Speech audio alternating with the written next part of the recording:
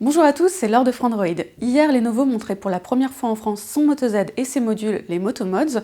Nous avons donc pu essayer ce smartphone haut de gamme ainsi que ses modules. Voici ce que nous en avons pensé.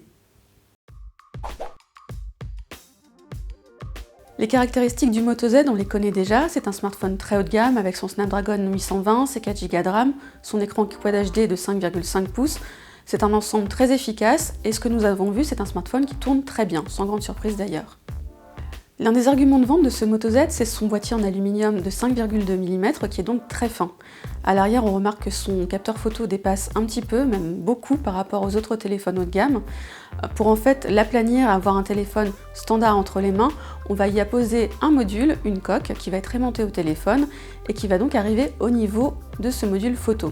Finalement, on va avoir un smartphone un tout petit peu plus épais en main. En revanche, il sera bien plus confortable puisque les tranches sont un tout petit peu coupantes chez ce Moto Z. Cette coque, c'est l'un des Moto Mods du Moto Z, c'est-à-dire un des modules. Ces modules, ils s'attachent en fait très facilement au téléphone puisqu'il y a des broches aimantées en bas de sa coque sur laquelle il suffit de poser les modules pour qu'ils se fixent. Alors ces modules, on peut les changer à chaud, pas besoin donc de rallumer le téléphone ou de l'éteindre pour les changer. Il y a une petite animation qui se met en place quand on met le module et il fonctionne directement au bout de quelques instants. Parmi ces Moto Mods, nous avons pu tester le haut-parleur de JBL, c'est-à-dire une coque un petit peu épaisse qu'on met au dos du téléphone. Il y a également un picoprojecteur conçu par Lenovo cette fois.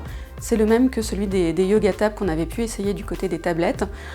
Pour l'instant, ce qu'on a pu voir, c'est des modules qui fonctionnent très bien, qui fonctionnent directement, sans bug particulier.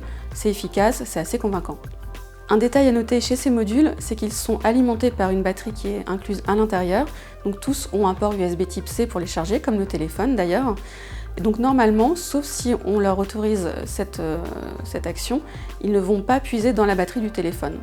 Ça tombe bien parce qu'elle fait quand même 2600 mAh, c'est un peu juste pour cela. Reste qu'il faudra attendre la rentrée pour connaître le prix du Moto Z et des modules, puisque Lenovo promet une sortie de ces produits au début de l'automne. Abonnez-vous à notre chaîne YouTube pour voir plus de vidéos.